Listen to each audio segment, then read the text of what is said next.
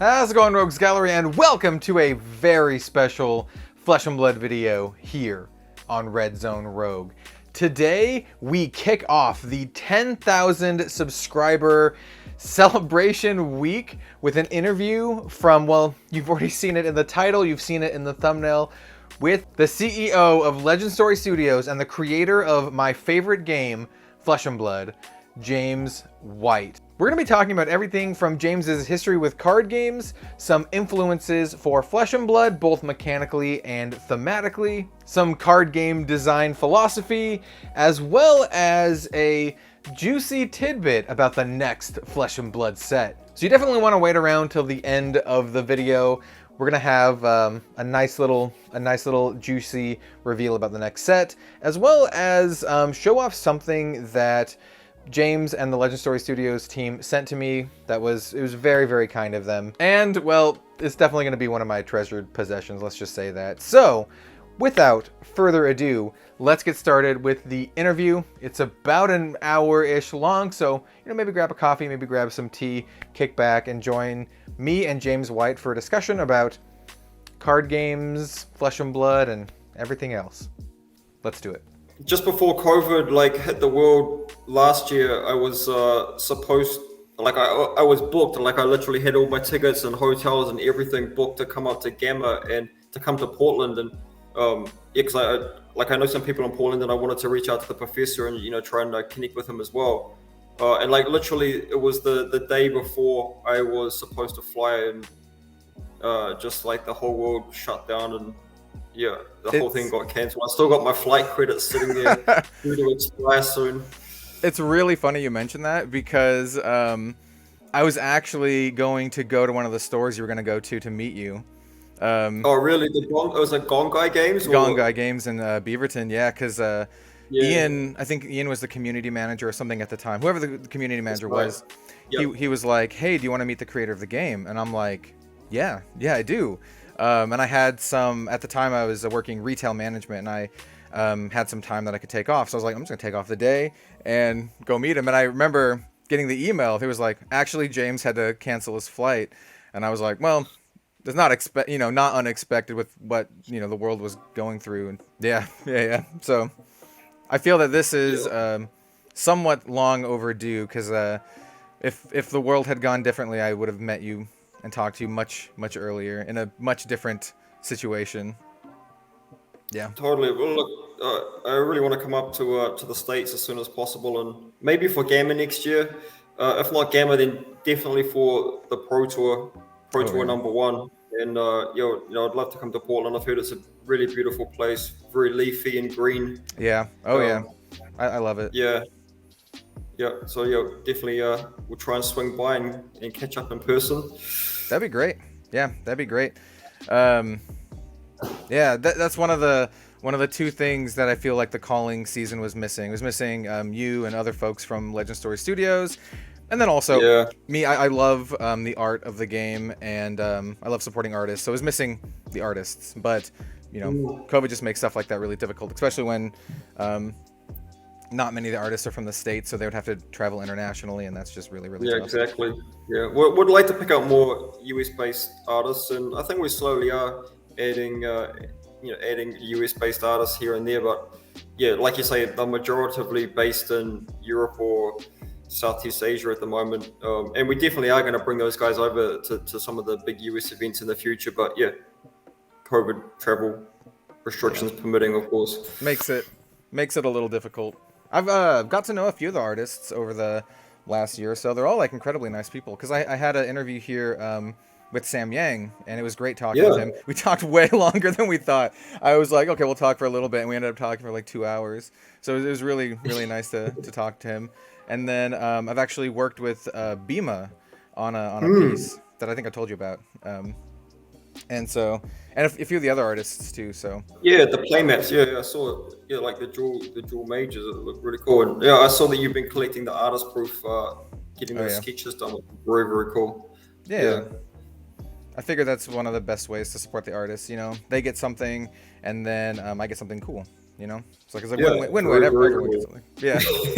Oh, I love it. It's unique, one of a kind, hand drawn stuff. I'm really into that kind of stuff. Yeah, totally. So for the first question, well, first of all, I just want to say thank you so much for taking the time to be here on the channel. I mean, it means a lot to me, and I know it'll mean a lot to a lot of the viewers out there who are regular viewers of Red Zone Rogue to finally have you on the channel. So I just wanted to say, thank you, like genuinely thank you. No, absolutely. And look, I just want to say congratulations on getting to 10,000 subs. It's an incredible milestone.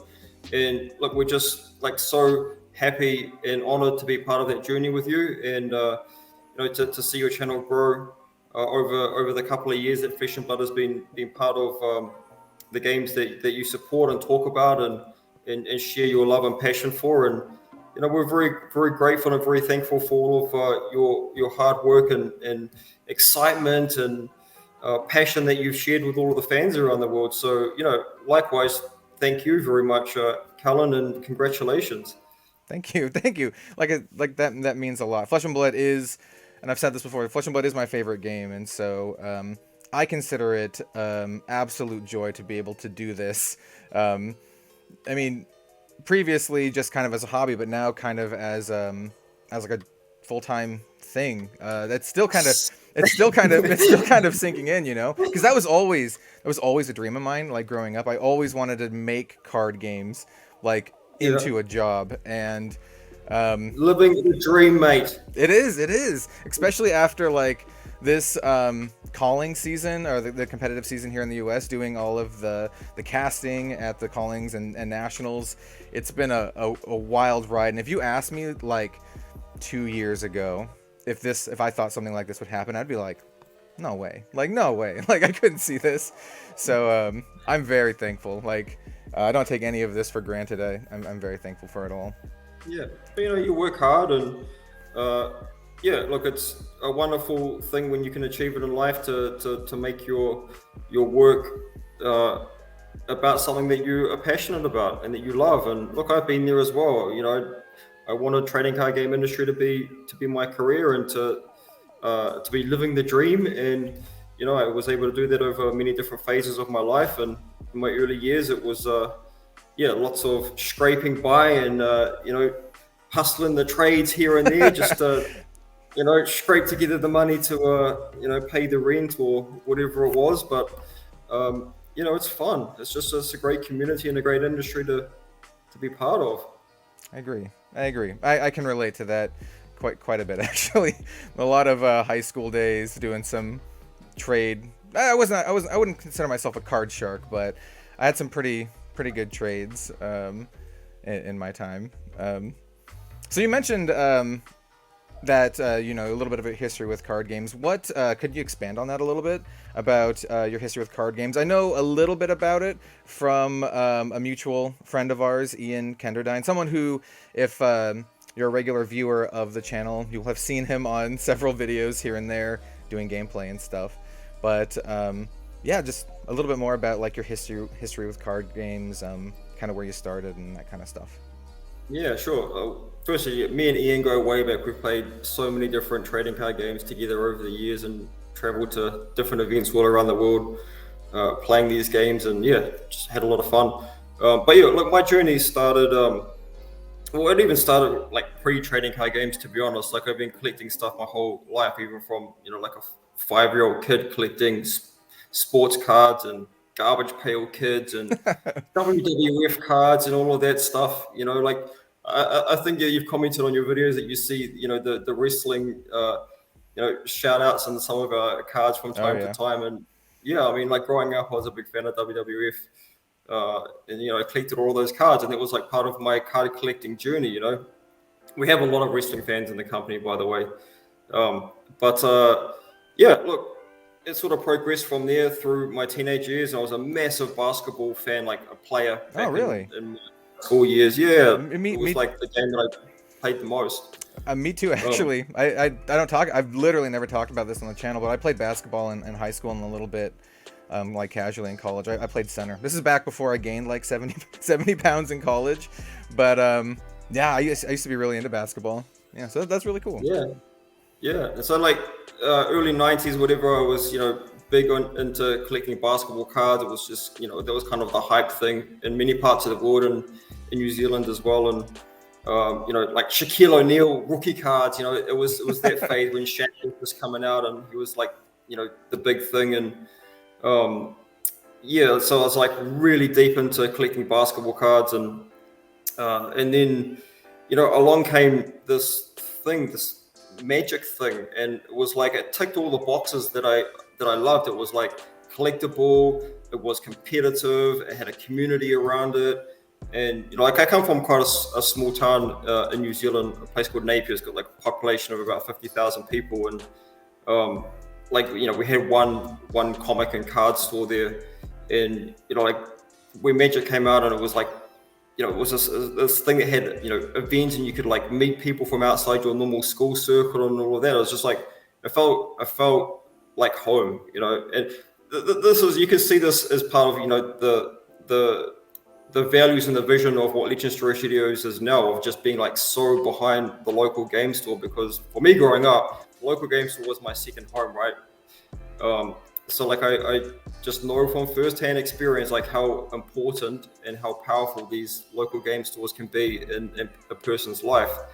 So look, I played Magic like very, very seriously, like competitively.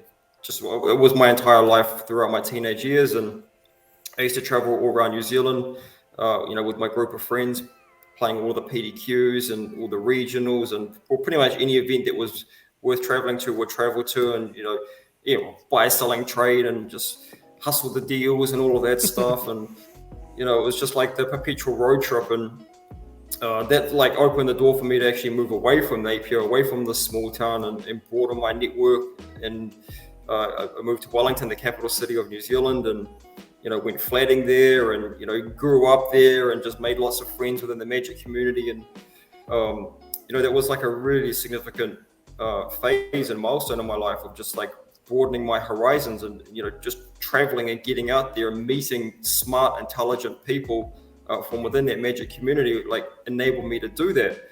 I also when I could, traveled internationally to play Magic. Like it's expensive traveling from New Zealand. I just didn't have that much in the way of means to be able to do so. But whenever we could travel overseas, to whether it was Grand Prix or like I played at the Magic World Championship 4 times. Oh, dude, that's sweet. Yeah, for New Zealand. So like that was a really big deal for me. Magic World Champs was sort of like the pinnacle of what I was trying to achieve as a young competitive player. And really that would be like my one goal every single year, was like make the world's team. And you got like flights and accommodation paid, so it was like a really big deal for me as a young guy. And yeah, so that sort of led on to just like I was very, very involved in the community. And it was sort of during the late 90s phase when the internet was just emerging as a thing. And like I decided, look, we're gonna launch New Zealand's first trading card game. Well, at that point it was a Magic focused website. So we launched a website called GameOn.net, and yeah, that like evolved into being like a message board thing. And eventually we sort of like relaunched it as a website and forum community called Game Player, and it expanded past just Magic. It had like Magic message boards, Yu-Gi-Oh, Duel Masters, Versus system, and later like World of Warcraft and so on. And like it was a really big deal for this part of the world, for Australia and New Zealand. And like this is before Facebook, right? So like people like just used message boards and forums to communicate as a community. And it became this like real central point for all trading card game players in this part of the world to congregate, for all of the stores to use the platform to like advertise and market their events. And that like led on to me working with Wizards of the Coast to like lead organized play in New Zealand. So like I was very instrumental in rolling out OP in the stores across New Zealand, building a judge community and program in New Zealand, running the high level events like Grand Prix in New Zealand, and then doing the same thing for Yu-Gi-Oh, for World of Warcraft trading card game, for Versus system. And yes, I worked with obviously Wizards of the Coast for Magic, and Upper Deck for those other games that came through, and like effectively as like a national organized play manager for all those products and community manager. So like I got lots and lots of experience of what it takes to be part of a community, what it takes to be like to sort of manage and moderate a community and all of the challenges that come with that. And obviously, like I'm sort of cut from the competitive player cloth. Like that was my journey. From there, we actually evolved from game player into creating New Zealand's like first and only dedicated distribution company for trading card games. So it started out, we were a distributor for Yu-Gi-Oh! And for the Upper Deck range. And then we sort of expanded into all of the accessories and all of the like board games and stuff like that for the New Zealand domestic market. Never did Magic. Hasbro like always distributed Magic direct to the stores in New Zealand. So it was pretty much everything that you would expect in a local game store other than Magic. And we ran that business for about 10 years.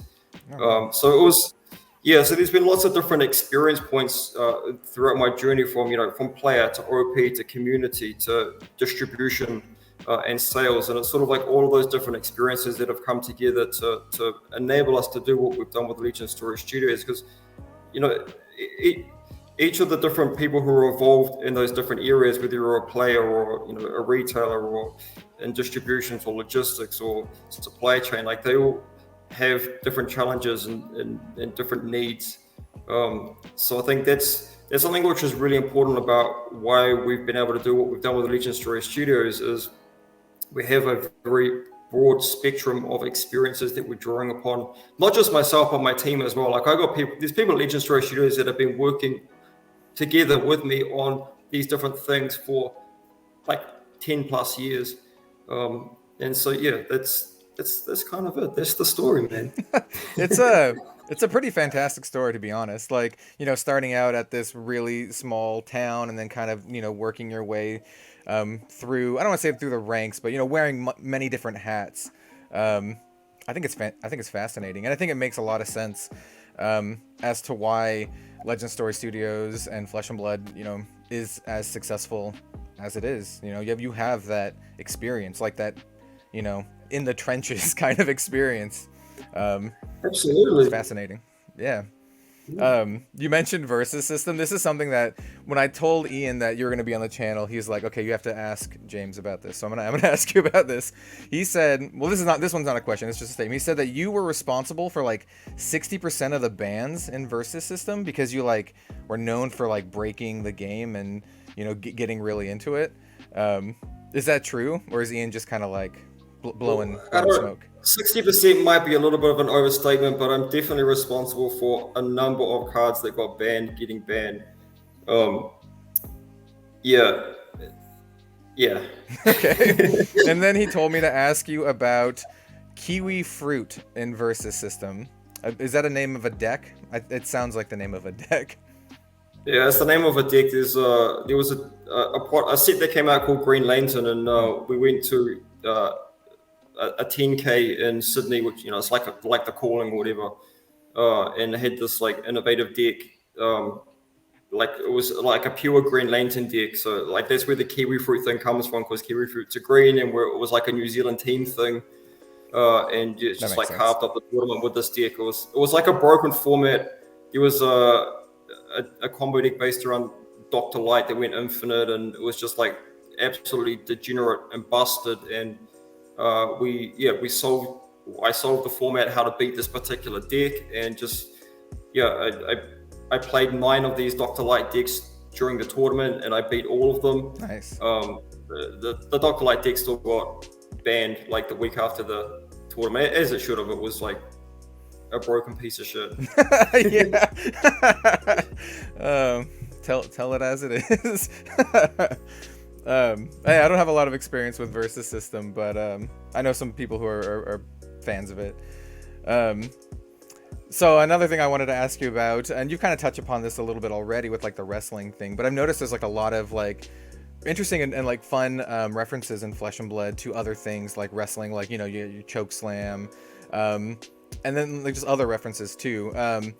You mentioned wrestling, but did you grow up playing a lot of like other games outside of card games and tabletop, like video games, that kind of stuff? Yeah, absolutely. Like, I mean, I played a ton of just classic games growing up. I guess that was like my first taste of just playing cards. Was just playing, classic card games like cribbage and euchre and gin rummy and all of that stuff. That was like with my grandma, and we used to play all the time. Let's get out the cards. But like sort of moving past it, I played lots of video games, like arcade games mostly, to be honest. Like I guess when I was about 12 years old, that was when like Sega Mega Drive came out, and like I played quite a bit of Sega Mega Drive. Wasn't such a fan of NES, to be honest. Nintendo system. I was all about Sega during my teenage years, but yeah, mostly arcade. It was like, for me, it was about like getting together with your mates, jumping on the bike and like heading down to the arcade and playing some Street Fighter or some Mortal Kombat. Like Street Fighter was really the one for me. We played lots and lots of Street Fighter, even until probably like, when I was 20 years old. I was still down the arcade playing Street Fighter with my friends. That gives me a lot of like nostalgia, like especially when you said jumping on your bike, because the city that I grew up mostly in is a small city in Oregon called Corvallis. It's a little bit bigger now. It's a college city, but we would just drop on our bikes and then either go to the arcade or go to Matt's Cavalcade Comics, which was like one of the, I think it was maybe the only local game store. And it was just my brother and I, and we were like in, I don't know, man, like middle school or something. We didn't have a ton of money, right? We're in middle school. My parents, we're not a rich family. So I remember like we'd go there and either spend it all on arcades or buying like random crappy Magic cards. I remember my brother bought like 20 copies of Prodigal Sorcerer just because he liked the card. And he had this little stack of Prodigal Sorcerers. Anyway, yeah, it's good times. Really good times. It was good times. And I think that is something to be said for, at least for the local game store aspect, the community aspect and how important they are, because, they were really important to me growing up. And I think they are super, super important. Like a Friday night was like go down the game store, sell some cards, get some money, go and buy some beers, and then maybe go to the arcade for an hour with your mates, and then off to the park, crack your dozen, and off you go. You're good to. This sounds all funded by selling some Prodigal Sorcerers or whatever it was. Sounds like a great time, honestly. Are there any? This is completely random. Are there any like arcades left in New Zealand? Because here in the States, they're basically dead unless like little mom and pop shops want to have their own kind of thing, which is still pretty rare. In some cities like Portland, it's kind of like a fashionable thing to do, but in most cities in the US, it's not really. Really, no, there's like quite a lot of arcades in New Zealand still. Dude. Like some really big ones. They're typically attached to the movie cinemas here.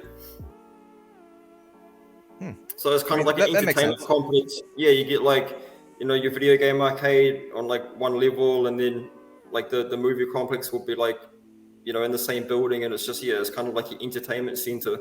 That's sweet. The theaters here have evolved into, you just have your regular ones, but then you also have your ones that they put like couches and then just serve you like food and beer and stuff, which are pretty nice. Those are pretty nice. No arcades though. If there's any arcades, there's like two. There's like two arcade cabinets, and they're always like the same thing. Maybe Metal Slug if you're lucky, and then maybe a light gun game if you're lucky. But it's gonna be like Flappy Bird or something like that these days. Yeah, like just give me some Frogger or Hyper Olympics or like Street Fighter 2, just like the old school stuff any day of the week. Yeah, I remember at one of the local places I used to go to as a kid, they had it wasn't Marvel versus Capcom. It was SNK, the SNK versus something. Anyway, that one was great. It was like on a Neo Geo cabinet. Anyway, this is getting in the weeds. I could talk forever about like video games and stuff. All right, so to get back on topic, I'm very curious. At one point, did you realize that you wanted to create like your own card game? Like what was like the revelatory moment for that? Well, I think it's always kind of the dream. but yeah, I mean, I've said this in other interviews before, but I was, really the birth of my daughter in 2012. That was the catalyst moment of, if I'm going to do it, like it's now or never. And, just I wanted to be that role model for her, that when you really are passionate about something and you want to see something happen and you believe that you can make it happen, that you should try, and even if you fail, it's okay. But just not trying at all is just not okay. So there was just that moment in life where it's just, I do it now or just forever hold my peace. And I just reflected on it and was like, I don't want to become old and regret not trying. Even if I fail, it's okay. But I don't want to like feel that there was this thing that I could have done and I just like never stepped up and gave it a crack. We made the decision and committed to it, and I'm very, very lucky that I have such a supportive wife, because it was a very long and difficult journey to get from that moment in 2012 where we said like we're going to do this until 2019 when the game came out. It required a huge amount of personal sacrifice and patience from my wife and my family. I just.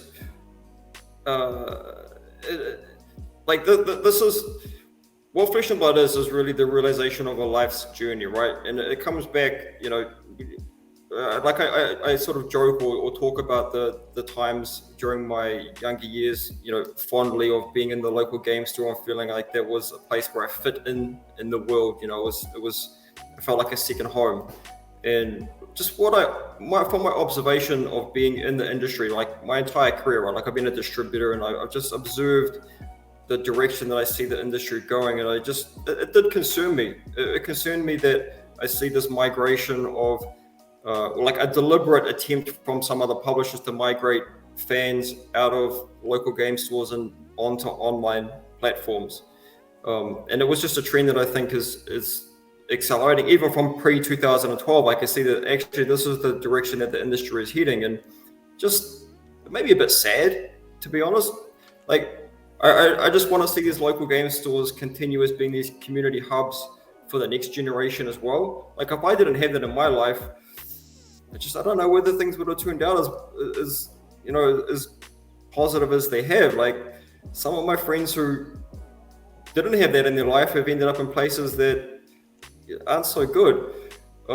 So I think that there's a really important need to have things like local game stores existing in the community that serve as places to make friends outside of your immediate network of like work colleagues or school people or whatever it is. Like you need places to broaden your horizon and broaden your circle of friends and places just to get away. Like I think everyone needs a third place, right? Like you got home and you got work and people need a third place. And for some people that's sports or church or the pub or whatever it is. And for people like you and for me and for hundreds of thousands or millions of people around the world, that third place is the local gaming store.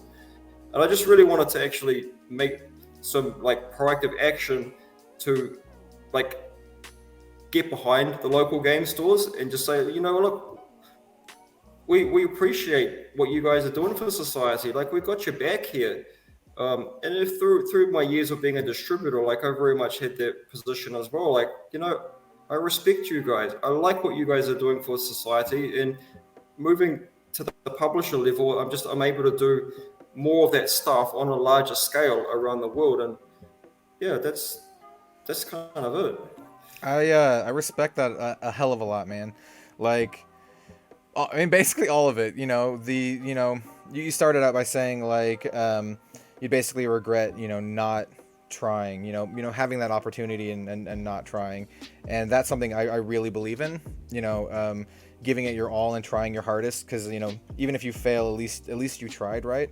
Yeah. And I do believe in hard work and putting in the time, and I attribute a lot of my own success to that, of just like not giving up and really just giving it your all. And then I also really respect the wanting to maintain these integral part of like the tabletop communities.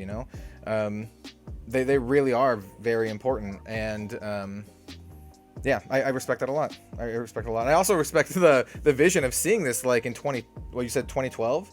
Yeah.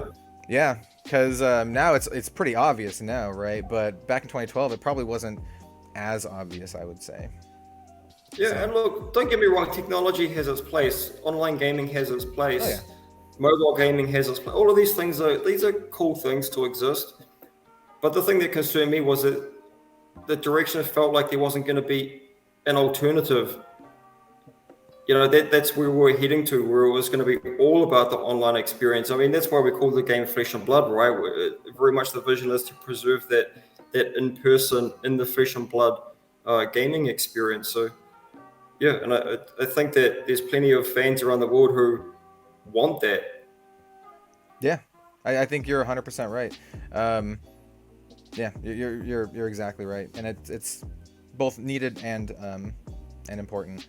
The next part is just what directly inspired Flesh and Blood, like both in terms of like thematic inspiration or like mechanical inspiration. Because for me, as someone who's played card games his whole life, I've played a lot of card games.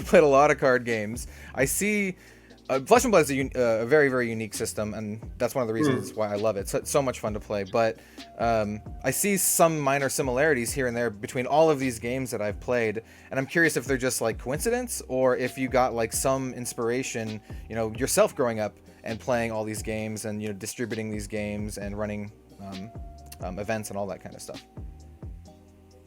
Yeah, I mean, look, I've certainly been inspired by many of the great games that have come before me, for sure.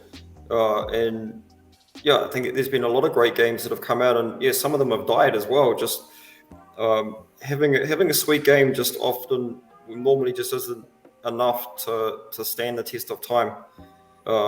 Unfortunately, it's a very, very complex, very, very complicated industry to succeed in.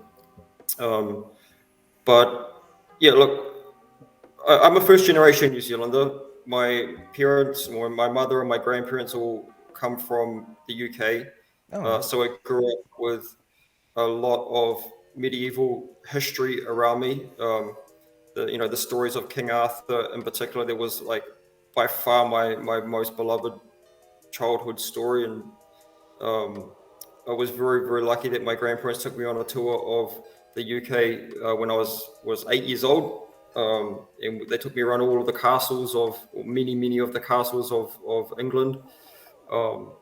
And there was something that I just really, really loved growing up. And I was like always playing war with my friends and had like, you know, an armory of plastic and wooden weapons and you know, in my bedroom or whatever. And I just always really liked that fantasy themed, you know, conflict and war and fighting. And yeah, like even like Lego, like I had lots of Lego as well, but it was always like the medieval, you know, castle Lego. And I had these epic battles that like raged on for like weeks. And you know, my mom wouldn't be allowed in my bedroom because it was like like the battlefield was set up and I knew exactly what was going on. And like literally the fights would last for weeks on end. But it was just like the consistent thing was just like that medieval like war conflict type theming. And so I guess like that's sort of is like a big driver behind what Flesh and Blood is. Like, you know, Solana, I guess essentially is like that part of our world. And I mean, out of the 8 regions of Wraith, like Solana is the one that is most, I guess, reflective of me personally. And like maybe that's why it's in the middle of the map. Just right in the center. Right in the center, but yeah, like I think that we've done a good job of like creating some very, you know, a diverse range of tropes that exist in the world of Wraith. And I think that's important as well. Like I love all 8 regions of Wraith for what it's worth, and I think they've all got incredible like qualities and cultures and unique things about them, and I love them all. But like Solana is probably the most representative of me personally in my life story. But so I think that's sort of like the general like why fantasy is like why Flesh and Blood is fantasy themed, and it's probably like a big reason why I liked Magic so much when it came out. Like it resonated with me because it just like keyed straight into that I guess, you know, more European style fantasy sort of setting, right? Like dragons and angels and demons and stuff. Like it just ticked that box. As far as like game design goes, I really wanted to create a game that had less variance. Like that was one of my like foundational goals of what I wanted to create. I just personally, I have this belief that I like to see a tighter correlation between like inputs and outputs, like skill and effort put in and results that come out the other end, like you see in other like sports such as tennis or golf. Like a player like Roger Federer will have a incredibly high win percentage because of these factors. And I felt like the other games that existed in our industry just had a little bit too much variance, that it wasn't quite reflective of that kind of dynamic. And I wanted to make a competitive game which was more indicative of that correlation between like effort, skill, work put in, and then tournament outcomes. And I think something that made me very, very proud, to be honest, from seeing the results of the US Nationals, was the final two players at the US National Championship last weekend were exactly the same players that played the final 2 weeks prior at the Calling Cincinnati. And these are both very big tournaments. 414 players started the US National Champs. It was 550 at Cincinnati. And like, that says a hell of a lot, right? Like the best players are consistently winning in this particular game. And like that was one of the foundational goals. And I hope that it inspires people to realize that actually when you put a lot of work into master this game, that you're going to get the consistent results and you're going to get the recognition of being of excellence. Saying that, I'm also very mindful that not everyone cares about that, right? Like Flesh and Blood needs to be a game which is just fun to play as well. It's not just about, appealing to all of the most hardcore competitive, just winning is everything type players. Like there's a lot of people who play trading card games, whether it's Flesh and Blood or other games, they're just playing for fun. And that's like a really, really, really important thing. So there is always this trade-off and this counterbalance between like making a game like be an incredible competitive game and just being fun. So we're very mindful of that. But yeah, look, just I guess answer your question more directly. I can't. I'm a gamer and I've been playing games my whole life, so it's impossible to not be influenced by and get inspiration from different games over the years. And yeah, like there's been plenty of great games, and many of them have served as inspiration that has been sort of like plugged into to create what Flesh and Blood is. Yeah. There's a lot. You said a lot. I want to unpack a little bit of it. I think you're 100% right about all that stuff. I mean, so yeah, I was also thinking about both Michael and Tarek being back to back, at the top, and I think it's phenomenal. And as being able to cast that finals match was excellent. And from like the audience perspective, that's also fantastic for the card game too, because you have like these stories of these players who consistently make it there, and you can root for your favorite player, or maybe root for the underdog or whatever. And I think that's absolutely fantastic to have in card games, and cutting out the variance is really good, because there's inherent variance in it being a card game, but cutting out a lot of the variance design wise is really good. I don't want to trash on any other card games, but I love what you're doing. Variance is important to a certain degree, right? Like Flesh and Blood has some amount of variance, and our goal was never to remove all variance. Like that game is called chess, right? And chess is a great game, but it's maybe not the most exciting game. For what it's worth, I like chess and I like playing chess a lot, but Flesh and Blood has some amount of variance, and some amount of variance is good. But some other games and a lot of game designers extol the virtue of variance because it gives everybody a chance to win. Yeah, I'm not in that camp. I'm sorry. That's fine if you're making a socially geared game. If you're making a game which is supposed to be played at a competitive level, I'm just not in that camp. I think that some amount of variance is good, but the degree of variance that exists in some of the other games that exist out there is more than I think is appropriate to position yourself as a competitive skill-based game. I agree. And you did mention like the more casual aspect, and I think a game like Flesh and Blood specifically does that really well with the heroes, and a large focus being on the heroes, because people can associate themselves or find themselves or whatever in a specific hero. And we see that, we see some people who are just die-hard Ranger fans or die-hard Guardian fans or Ninja, and they only play that no matter what the metagame is. They don't care. Yeah. They'll play whatever they like. And I love that. I absolutely love that, because you can be that person if you want to be that tournament grinder and play that top tier deck or the counter to the top tier deck or whatever. Or you can be the person who just, I like Dash and all I want to play is Dash, and that's it. And I think that's fantastic. I think that's fantastic. So just last thing on variance, like there's different kinds of variance as well. Yeah. Like some games have variance where if you're on the wrong side of variance, you just don't even get to participate in the game. Yeah. Like for me, that's the worst kind of variance. In Flesh and Blood, the variance is different. Like you always get to participate in the game, because every single hand that you draw, you can do something to progress the game state. And that's the kind of variance that I wanted to reduce down to like the smallest margin possible. Like that every single game you get to participate. That's just like non-negotiable for me.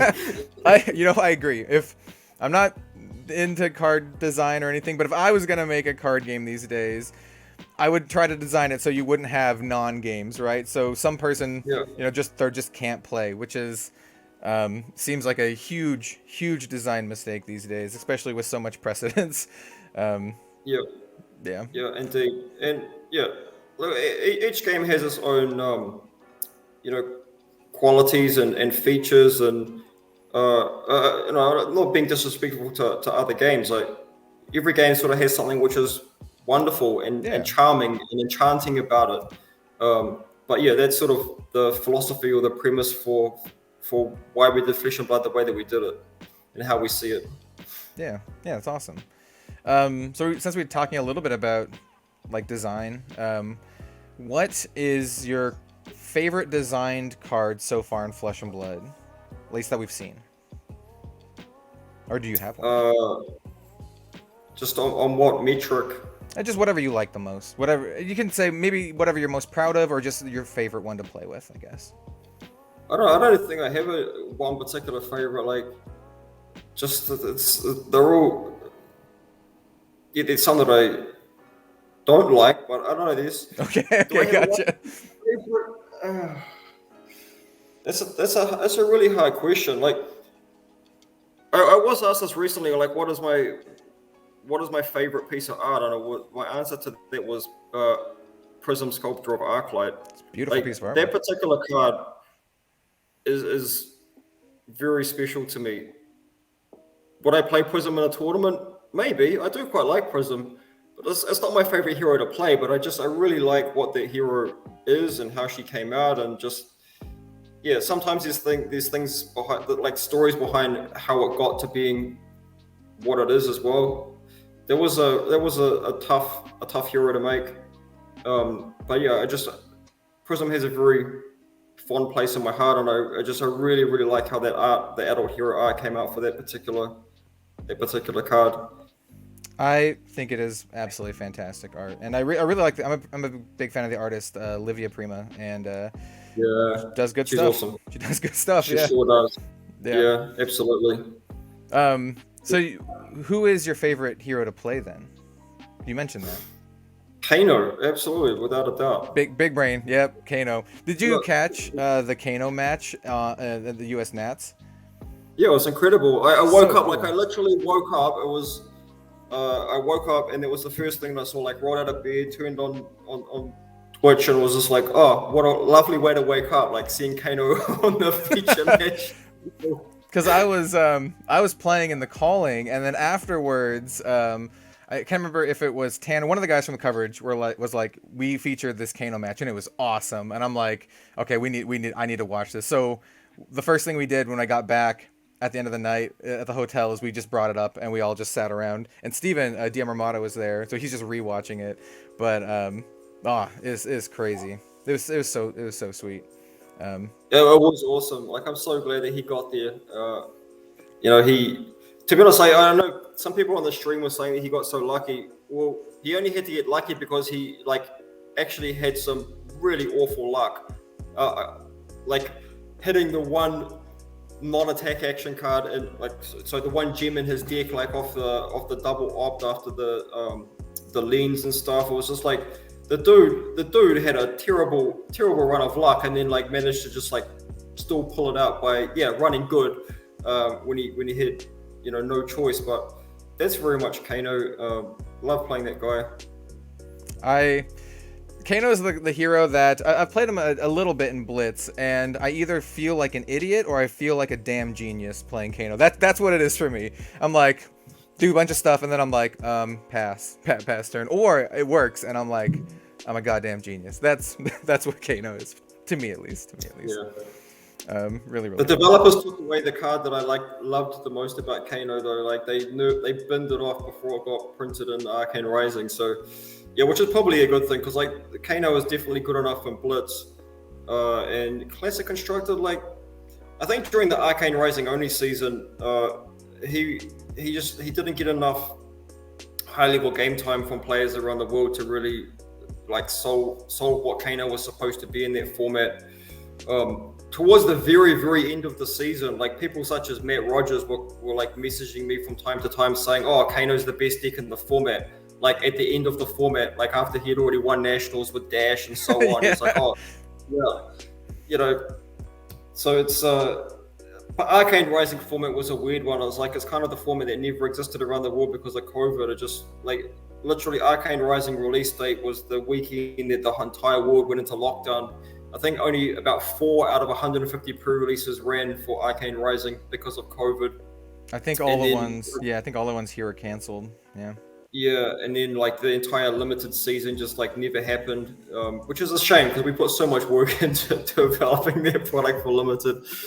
It's still, every time people ask me what's my favorite set, I think Arcane Rising is my favorite set. I love Aria actually, but I really love Arcane Rising. Maybe it's just because it was the first set that I really, really went deep into, but I love Arcane Rising. It's such a sweet set. Yeah, I really love it. Okay, so one of the last questions I want to ask you, this is a pretty interviewee type question. What is the thing that you're most proud of in regards to LSS and Flesh and Blood? Just creating a game which spans the world, and I think one of the most significant moments for me was actually last weekend, when we had 10 national champs running simultaneously around the world, and we had live stream coverage from multiple national championships. Obviously, you yourself at the US national champs. We also had live coverage out of Germany, France, Spain, maybe Portugal. I think there was one more of the European countries that also had live coverage. And France, yeah, we just seeing these communities with so much passion and so much love for the game, and Flesh and Blood being played at a very high level in multiple countries around the world, that was touching. That was a moment that I felt, man, we've done it. We've created this global reaching game that has these communities spanning the world, and that was really, really significant for me. And just seeing the care, just the care and the passion from both the players and the judges and the TOs and the casters, and dude, that was incredible. That was so good. I can tell you, at least from my perspective as a content creator, only 50% of my audience is from the US. So that's 50% of everyone here on Red Zone Rogue who are, international. And I always love that too. That there's such a large international, at least in regards to me, audience. And one small little story. So while I was doing coverage in between rounds, I got a direct message on Twitter from a community member, and he's a really nice dude. He comments on a lot of the videos, and he's just like, holy shit, dude, I won Switzerland Nationals. I'm the Switzerland National Champion. I'm like, no way, dude. I'm like, really? And he's like, yeah. And then he sent me like a picture of it, and I tweeted about it. He won with Bravo, which is sweet. So I absolutely love that. Absolutely love that. Yeah. If you like go to the leaderboards on fabtcu.com and you look at the leaderboards and you see all of the flags, all of the different flags, it is a multinational game that's just it spans all countries, all borders, all age groups, all backgrounds, all religious beliefs, all political affiliations. It's just like that was always the goal. It's like to create this common language that actually brings people together, that actually like serves to close the divide and to create this common interest. It's like leave all the shit at the door and just come to the table and play the game and meet some good people, and just like it is the common language that brings people together. Yeah.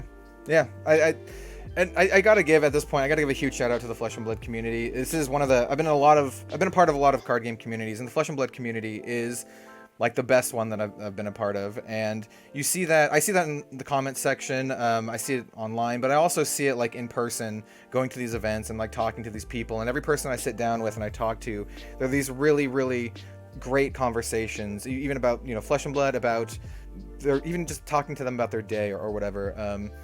It's such an awesome experience, and that extends like to the competitive scene too. Something we talked about on stream, that everyone had like such a great sense of camaraderie. Like there's just a excellent sense of togetherness, which I think is fantastic. It's really great. Yeah, absolutely. It's an incredible community, and I'm very, very grateful to people like yourself who are bringing people together and sharing that message about the community spirit. All of the stores, all of the TOs, all of the judges, all of the players who are just out there as incredible ambassadors to share their love and their passion for this game and this community, and welcoming more people in and making people feel welcome and teaching them how to play and giving them some comment or some reyes or whatever it is. Like just all of the people who are just ambassadors for the game, and just really just radiating that spirit of community and coming together. I thank all of you. I really do. And yeah, well, I'm honored to be here. I am truly honored to be here. I have one more question. I don't want to keep you too much longer. One more question. And this is another very interviewee question. It kind of, similar to the last one. So what is the thing that you're looking forward to most in regards to the future of Flesh and Blood? I think there's a lot of things to look forward to for the future. So obviously, organized play, like really launching next year with the $1 million Pro Play series. So Pro Tour number 1 will be in the USA. And we're getting close to being able to announce that dates and location. So like seeing that come to life, and like I will do my absolute best to get there in person. I really want to get back to the States and to be able to engage and meet the community in person. So that's definitely a highlight that I'm looking forward to myself. Also just seeing things like the localized languages coming out. Oh yeah. So we're close to seeing the European localized languages becoming available. And I think that's like a really significant thing, just to recognize that this is a game which is played across the world, and there is a need for this game to be available in languages other than English. So that's like a really big milestone for us. It's something I'm very proud that we've been able to do as a studio. And yeah, just look, we're currently in about 2,500 local game stores around the world, and it's an incredible achievement. But we'd like to see that number just continue to rise, so that Flesh and Blood is more available to more communities and more passionate gamers all around the world. Because we still get a ton of messages from people like, there's no store carrying Flesh and Blood in my local area. Well, we're doing everything we can to change that, and we'll keep working hard to change that, and just to continue to see the game spread and be played by more people, and people coming together at events like the Calling, and yeah, just bring people together in the flesh and blood through the common language of playing great games. That's what it's all about. That's what it's all about. That's an absolutely fantastic message too. So yeah, that's gonna basically do it. I'm gonna leave a little section. If you'd like to say anything else to the community out there, you're free to. But I just want to say thank you again for taking the time to be here. I said it at the top of the show, but I'll say it now. It does really mean a lot to me, and I know it'll mean a lot to the folks out there too. So just thank you so much, man. Like, Flesh and Blood means a lot to me personally, and I know it means a lot to people out there too. So yeah, thank you. Yeah, thank you very much, Cullen. And look, I will leave you with one last little snippet, one juicy little segment for the show. EVR Skullcap. We're going to Everfest, baby. Nice. On Red Zone Road. Nice. Awesome. That is awesome. It's funny because I literally put out a video today speculating that. So it's awesome to see that it's the Everfest. I'm super jazzed for it. I'm so pumped for it. Dude, I love seeing the community just like get excited and speculate about these things. Just like, 3 little letters, and there's just like so much, yeah. speculation and hype and excitement. And yeah, I saw a lot of people were like, oh man, we're going to Everfest. Oh, I hope we're going to Everfest. Well, we're going to Everfest, and it's going to be so much fun. It's going to be a lot of fun. I can't wait for it. I cannot wait for it. I do have this thing that was sent to me. I don't know if I should open it up here. Should I open it up here or should I wait? You can open it up here. I think it's a good time. Let's see. I do not want to get my studio address on here, but oh, dude, it is. So you said this is like an updated one, right? So here, this is an updated one, yeah. So let me have a look. Yep. So this is our special gift from the studio, from all of the staff at Legends Story Studios, to thank you for your support and to celebrate this incredible milestone of getting to 10,000 subscribers. So it's a number of our staff are on there. We keep growing like really, really fast. So there are new people who have joined the studio since that particular map was made. But a good number of the team from LSS are on there, mingled in with the heroes of Wraith. Yeah, dude, this is awesome. Just thank you so much. Thank you so much. This is really, really cool. I showed it off. I'll show it off again too. I mean, this is rad, dude. Look at this. This is rad as hell. Yeah, that's awesome. I love like some people were speculating when I think they first saw the art, like which one is a LSS member, or if they're hinting at future heroes and that kind of stuff. And I was like, they're not gonna say. Like, even if it is, they're not gonna tell you. Yeah. So yeah, we're good at keeping surprises up our sleeve, and I tell you, we've got some good ones coming next year. I am so looking forward to it. I'm so looking forward to it. So thank you again, James, for being on here. I would love to see you in the States at events, travel permitting, pro tour and whatnot. So I look forward to all that, man. Yep, I'll be there soon as I can. Awesome. So thank you again. Thank you everyone for watching. And not much else to say. Just thank you so much. We will see you next time for some more Flesh and Blood content. Have a good one, all. Awesome. Thanks, Kellen. Thank you so much. Thanks, everyone. See you later.